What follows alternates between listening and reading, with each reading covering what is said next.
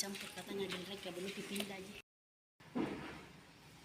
Karena kontainer ini bongkar muatnya ini. Kasus anunya itu di ada titik. Bongkar barang tiap berapa lama? Satu kali 1 minggu.